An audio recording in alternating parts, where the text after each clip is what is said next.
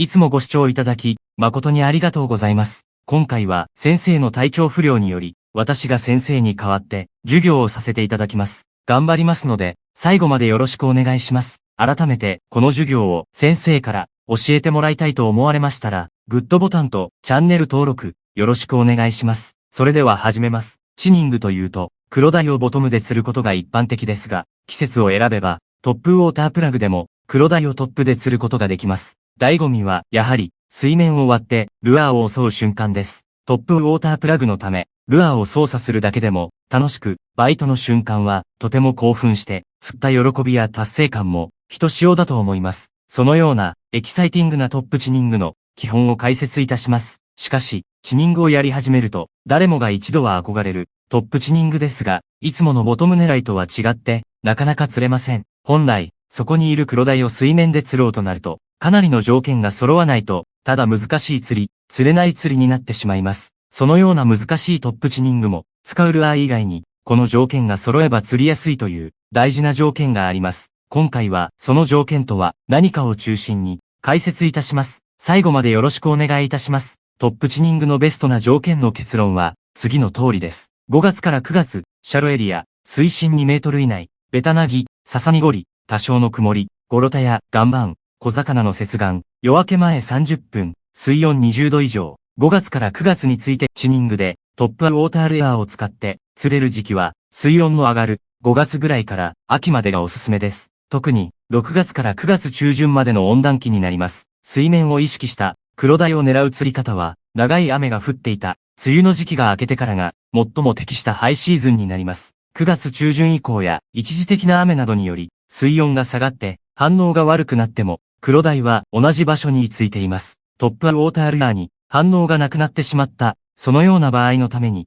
ボトムを狙うルアーも、タックルボックスには、常備しておいた方が良いと思います。地域によって、トップで釣れ出す時期に、差がありますが、5月後半から6月頃より、本格的なシーズンに入る、地域もあります。気温が高い地域の場合は、10月から11月くらいまで、黒鯛が浮いてます。温排水などの生活排水が、流れ込むような場所では、冬でも、トップウォータールアーに、反応するところもあります。シャロエリアについて、トップウォータープラグで黒鯛キビレを釣るために最も重要なことが場所の選択です。トップウォータープラグで食わせやすい場所を探す必要があります。結論、シャロエリアになります。例えば、遠浅の海岸沿いや海水と淡水が混ざり合う河口域、干潟状になっているところはトップウォータープラグで釣りやすいシチュエーションになります。黒鯛キビレは警戒心が強い魚ですが、かなり浅いところにもたくさん生息しています。膝くらいの水深のところでも泳いでいることが多くあります。浅いエリアがトップウォーターで釣る上で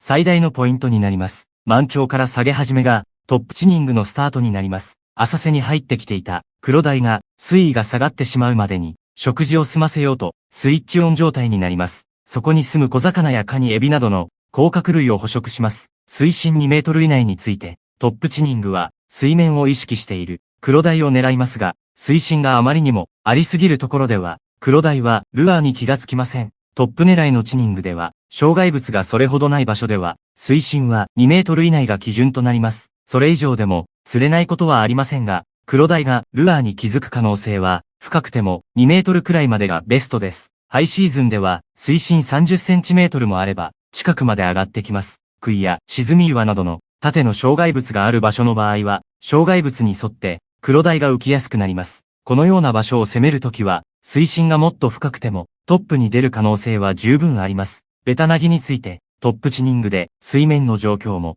とても重要です。強風が吹いていて、水面に風が当たって、水面が波立っているような状態の時は、難しくなります。あまり擦れていない、外海に面した場所などは、狙って釣れないことはありませんが、風波が立っているようでは、釣りにくくなります。多少の小降り程度の雨の場合、逆に警戒心が薄れ、多少の水の濁りがあっても釣れますが、あまりにも水面が波打ってる箇所では、ルアーの操作がしにくいのは、もちろん、水の中にいる魚にも気づかれにくくなります。こういった状況下では、ペンシルやポッパーよりも、リールを巻くと、潜る、フローティングタイプのクランクなどが有効です。可能であれば、初級者の方には、ベタナギがおすすめです。ササニゴリについて、水の透明度については、濁っていても、黒鯛はトップで釣ることができますが、場所によっては、釣果に大きく影響が出てしまいます。濁りも笹濁り程度なら大丈夫ですが、大雨の後のような泥の混じった、ひどい濁りの場合、ルアーの存在感を消してしまうので、釣るには難しい状況になります。少し水の中の様子が見えるくらいが、トップチニングではベストとなります。逆に透き通るようなクリアでは、見切られやすくなるので、注意が必要です。多少の濁りがある場合は、ラトル入りのルアーを使用すると、効果的です。多少の曇りについて、トップチニングのシーズンになると、マズメの時間帯以外は、日差しが強くなることが多くなりますが、青空が広がる晴れ間よりは、多少の曇り空の光加減の方がおすすめです。トップチニングをする場合でも、朝夕のマズメが最適ですが、光量だけを考えると、日中でも問題ありません。ゴロタや岩盤について、水深が浅ければ、どこでもトップで釣れる、というわけではありません。キビレは砂地でもいますが、ボトムがゴロタや岩盤などの、いわゆるハードボトムがおすすめです。駆け上がりや沈み岩、海藻などの黒鯛の隠れ家となるような場所を狙いましょう。小魚の接岸について、ベイトフィッシュの接岸などもかなり重要になります。春のチニングはカニや貝などボトム系の餌を食べていることが多かったですが、夏になると小魚系を意識し出すようになります。海水温の上昇に伴って酸素濃度が薄くなると、群れから外れた弱った小魚などを黒鯛は積極的に捕食するようになります。夜明け前30分について、トップチニングで一番確率が高いのは朝マズメになります。朝マズメは黒鯛の活性がとても高く、トップに出やすい時間帯となります。夜明け前30分ぐらいから釣りを開始するのをおすすめです。特に朝マズメの潮位が低くなっているタイミングであれば、さらに釣れる確率はかなり上がります。水温20度以上について、トップチニングの境界線とも言われる、水温が20度以上になると、黒鯛キビレもトップで釣れ出します。しかし、雨が多い梅雨は、雨の影響で水温の変化も多く、釣果にはばらつきが出やすくなります。最盛期は水温が25度以上となる7月の梅雨明けから9月上旬くらいです。水温20度を下回ると、次第にトップへの反応が薄れてきます。ここからはトップチニングで使用するタックルについて解説いたします。ロッドについて、長さは6フィート後半から8フィートまでが最適です。特に7フィート前後の長さがおすすめです。トップチニングではトップウォータールアーにアクションをつけることがメインとなるため、長すぎるロッドでは操作性や取り回しが悪くなります。ストラクチャー等のキャスト精度が求められるポイントでは、ショートロッドを河川や河口などある程度流れが強い場所でもやり取りする場合や広いエリアでのロングキャストが必要なポイントではロングロッドを選ぶと良いと思います。トップチニングで扱うロッドの硬さは LML クラスがおすすめです。トップウォータールアーは軽量なものが多く、ラインスラッグを多少作って扱う方がよりアクションもさせやすくなります。そのため、あまりにも硬すぎるロッドはラインスラッグが作りにくく、動きも不自然になりやすくなります。柔らかすぎるロッドだと、ルアーを十分にアクションさせることが難しくなってしまう点や、ファイト時のチヌの突っ込みなどのパワーにも負けてしまうため、ある程度のパワーも必要です。チニングロッドのティップは、ソリッドティップロッドも多いですが、トップチニングでは、ロッドをアクションをルアーにしっかりと伝えるため、チューブラーティップを使う場合があります。最近では、チューブラーティップでも、ソリッドティップ並みの食い込みの良さがあるモデルもある場合や、その逆で操作性や感度の高いソリッドティップもリリースされているため、あくまで参考程度で構いません。初心者の方は、まずは操作性の高い、釣りにも向いているチューブラーティップタイプを選ぶことをお勧めします。リールについて、リールは特にトップチニングに適しているものはなく、ボトムチニングでも使用しているもので構いません。スピニングリールならば2500番から3000番程度、ベイトリールならば海水対応の小型のもの、バス釣りで使うサイズを選びましょう。ラインについて、スピニングリールには PE0.8 号から1号、ベイトリールには PE1 号から2号がおすすめです。リーダーはバイトを乗せにくいことが多いため、伸びのあるナイロンラインがおすすめです。太さは3号から5号、12ポンドから20ポンド程度、長さは手を広げた1広ほど取れば十分です。ルアー選びについて、ペンシルベイトは左右へのスライドアクションと波紋でチヌに誘いをかけるのが得意なルアーです。ペンシルベイトの良いところは、ドッグウォークさせることで広範囲にアピールできる点です。イワシやボラ、アユの稚魚などの小魚系のベイトを捕食している時に有効で、これらのベイトが逃げ回っている魚がボイルしているのが見える時や、このような状況下で使います。素早くアクションさせるというより、綺麗にドッグウォークするようにアクションをつけ、たまにポーズを入れます。大きさは7センチメートル前後を目安にして選んでください。活性が高く、餌を積極的に追い回す、チヌを狙う時の、食わせ能力に優れた、ルアーです。ポッパー。ポッパーはアクションをつけた際、カップ形状の口が水を押して、水しぶきを上げ、スプラッシュ音や空気を含んだ、ポコンという音で誘います。ペンシルベイトに比べて、アクションごとの移動距離が短いので、少ない距離で、より多く誘えることが特徴です。大きさは、こちらも7センチメートル前後を目安にして選んでください。ポコポコポコと2、3回、アクションを入れ、2、3秒ほどポーズを入れて使います。ポーズ中に食ってくることも多いです。アクションを与えた時に、水しぶきと音で、チヌにアピールするタイプのポッパーですが、エビやカニなど、小魚系以外の餌を、クロダイが食っていそうな時、小魚系のベイトがいるが、泳ぎ回っていない時、クロダイがボイルしている時、餌を捕食する姿が見えないなど、このような状況下においては、ポッパーが効果を発揮します。捕食スイッチが入っていない、餌をこれから食うために準備している、クロダイを音と水しぶきで、捕食スイッチを入れて、引っ張り出すような、使い方に適しています。ペンシルポッパー、ペンシルベイトと、ポッパーの、ちょうど中間的な位置づけで、オールラウンドに使える、ルアーです。アクションをさせると、左右へクイックな、ドッグウォークするのが特徴です。ポッパーほどではないものの、控えめな音と水しぶきが、クロダイやキビレにアピールします。これに加えて、ややブレーキがかかる、左右への首振りと波紋で、クロダイに誘いをかけることが可能です。トップウォーターチュニングに使う、ルアーとしては、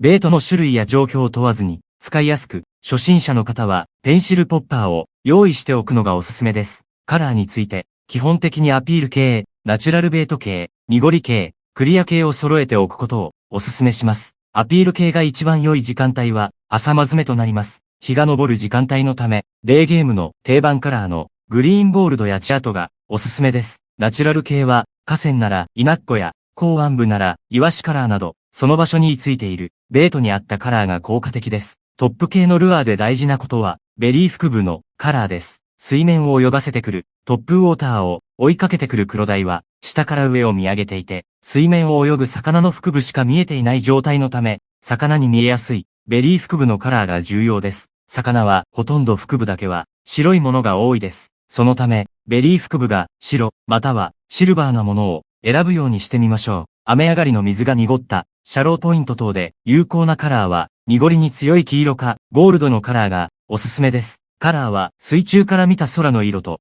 同化できるカラーが擦れさせにくいとも言われています。晴天時ならクリア系、曇りや雨ならシルエットがはっきりとするブラックなどのカラーがおすすめです。最後に釣るためのコツを紹介いたします。クロダイキビレは果敢に水面を割って食ってきますが、非常にかかりにくいのが特徴です。魚が食ってきたからといって、早合わせは禁物で、しっかりと竿に魚の重みが乗ってからフッキングするようにしましょう。ルアーの引き波を食ってくることもよくあり、バイトしたのに全く魚の重みが乗らないときは焦らず、ルアーのアクションスピードを少し遅くして動かし続けてみましょう。もしくは、アクションのたびに間を入れて、ルアーをしっかり止めながら誘うのも有効です。一度食ってきて乗らなくても、アクションを続けて何度も食ってくることがよくありますが、かからなかったからといって、ルアーをすぐ回収するのは NG です。濁りが出た時の狙い方は、クロダイの目の前にルアーを通すことを重視しましょう。濁りが入った時は、普段よりも浅い、スーパーシャローエリアや、駆け上がりの斜面や、縦のストラクチャーなどの木は、ギリギリを狙います。透明な水質の時は、クロダイを追わせて、食わせることもできますが、ルアーを途中で止めるポーズを入れすぎてしまうと、クロダイがルアーを見切ってしまいます。そのため、リトリーブ速度は早めであり、ポーズをできるだけ挟まずに、動かし続けるのが基本になります。ポーズを入れるとしても、アクションに緩急をつけて、食わせの間を与えるために、一瞬、長くても 0.5 秒以下で十分です。短いステート、移動距離の少ない、ドッグウォークを繰り返すことで、クロダイやキビレの食性に合わせた、逃げ惑う小魚を演出しましょう。クロダイやキビレは、シーバスなどと比べて、口が小さく、基本的に食べるのが下手な魚です。また、特に、キビレの場合は、何回もベイトに噛みついて襲う、追い食いの傾向があります。そのため、水面が爆発する激しいバイトを、目視で確認できても、ミスバイトが多くなります。手元に魚の重みが伝わるまでは、アクションを止めることなく、そのままルアーを動かし続けましょう。数回の追い食いの後に、大きな当たりが伝わったら、その時に初めて合わせを入れましょう。1回目のバイトの時点で、合わせを入れて、ルアーがすっぽ抜けて、逆にアクションを止めても、魚がルアーを見切ってしまいます。ミスバイトがあったら、そのバイトにびっくりして、逃げ惑うベイトを演出しましょう。黒台に追いつかれないように、アクションをつけながら、ルアーを動かし続けるくらいが、結果的に、フッキング率は上がります。今回のまとめです。トップチニングのベストをまとめると、このようになります。5月から9月、シャロエリア、水深2メートル以内、ベタナギ、ササニゴリ、多少の曇り、ゴロタや岩盤、小魚の接岸、夜明け前30分、水温20度以上、アクションをつけながら、ルアーを動かし続ける。今回の授業は以上となります。新トップチニングの授業が、今シーズンの超過アップの手助けに、少しでもなれば嬉しいです。Web3.0 時代に先駆けて、ディスコードを使った新たな釣りコミュニティ、釣りシティを作ってみました。釣り人が集まる仮想都市を目指しております。ジャンル問わず、釣り好き同士で一つの街が作れたら